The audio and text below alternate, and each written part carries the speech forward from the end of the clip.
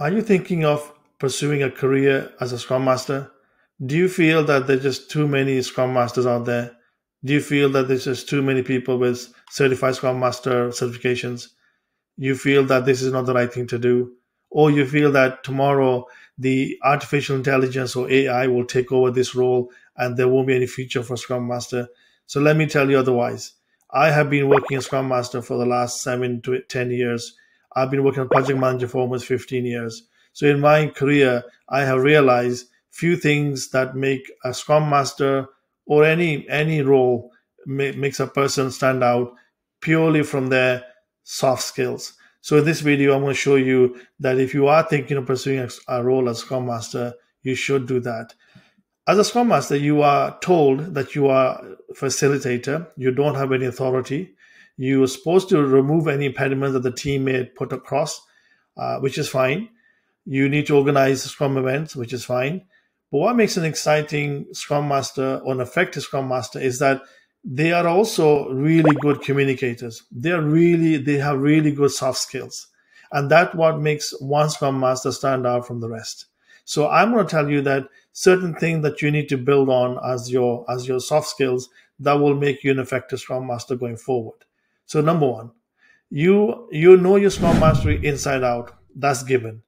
You just need to focus on how well do you articulate given in any situation. You are presenting to the executives, or you're having a workshop held by a few subject matter experts, or you're just talking to a Scrum team. Either way, you just have a way of communicating. You have a way of articulating any difficult subject. You make difficult subject broken down into small pieces, easy to explain. You are very well organized. So number one, to be a Scrum Master is have number one soft skill, which is a communication skills. You are really good at communicating. Number two, you are really good at networking. You have lots of people who know you. They don't just know you by face, but they know you by name, and vice versa. You are also a very good socialized person who goes into any organization, and the first thing you do is you socialize with people who you are, what's your background. So you get to know them on a personal level. You are really good at organizing whatever you said you're going to do, whether you use tools like Jira, Confluence. Either way, you just are a really good organizer. So you're a really good communicator. You have good social skills. You network with a lot of people. You're really good at organizing, and you know how to present to executives, and you know how to execute a workshop to get the desired outcome. Now, with these soft skills that you have at hand, you will always be in demand, whether there's an AI involved or not. People ask me, will the Scrum Master role exist when the AI is doing so well? And the answer is, you will always be sought out as a Scrum Master because you're a human and you'll be doing a project executed by humans. As long as that is the case, you will always be needed.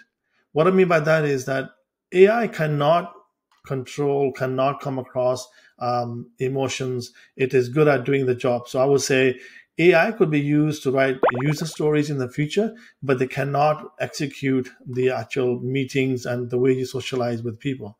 So as long as you focus on your soft skills, you will always be in demand. Now, what about how to be even better Scrum Master? How do you stand out from other Scrum Masters? Like I said, there are so many people with the certifications and lots of experience, but how do you stand out from the rest of the Scrum Masters? And the answer is, we talked about that you know your craft as a Scrum Master. We talked about that you have a really good soft skills. And on top of that, you need to have some project management basics. By that, I mean, just understand what is a risk, what is an issue, how to capture, how to mitigate those risks. Not that necessarily you need to know how to budget, but you just need to know how to manage the unforeseen circumstances and how to mitigate and plan accordingly. So that's important. So understanding the basics of project management, that means you understand the SDLC, the software development lifecycle. You know that, hey, when we finish our analysis, the build, the testing, etc., you just know the flow of a traditional project lifecycle. So you have a basics of that. And on top of the project management, you also know that there's a technical element to every project that you have out there. And if you're a pure business project manager or a business-oriented Scrum Master, you'll find that you really get sidelined very quickly when the team talks about in technical terms, trying to understand how this application talks to this application. What are some of the challenges? What are some of the handshakes it needs to have, authentication, etc. You need to know these keywords, key terms, and you need to understand the technical terms and how that hangs together. How do you learn? How do you get technical experience? The answer is it's not easy. As you do multiple projects with multiple organizations, you actually get to know different technologies, different applications. So you build your knowledge based on those projects. And I would recommend doing a variety of projects with a variety of organizations so that you get different flavors of technologies and infrastructure that you deal with. You may come across cloud computing, for example, if the organization is trying to move applications to the cloud. So technical knowledge is important, understanding what they're talking about so you can facilitate the workshop to get the desired outcome. So just to summarize, the Scrum Master role is here. You need to focus on, to be the leader in the pack, is to focus on your soft skills. We talked about communication skills. We talked about having a way of organizing yourself so that you come across very well put together person who knows what they want. And then you know how to kind of articulate at different levels of the organization, from management down to team, facilitating workshops.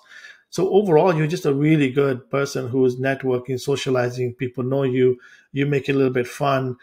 You don't keep it dry. You just listen to people. You try to make it more personal. On top of all that, you need to have some project management basics so that you understand how a project goes through its life cycle. And you understand how basics of how an issue and a risk is captured and executed. And on top of that, we said if you can get technical skills, that'd be amazing, because then you can hold conversation with the team and they will take you seriously and you'll be able to help them when you do a workshop. So keep focusing on your career as a Scrum Master. Join our free Agile Leaders community, where we have people like yourself, like-minded professionals who can share tips, give ideas, what they are doing in their journey, how did they overcome some of the problems. Until next time, take care.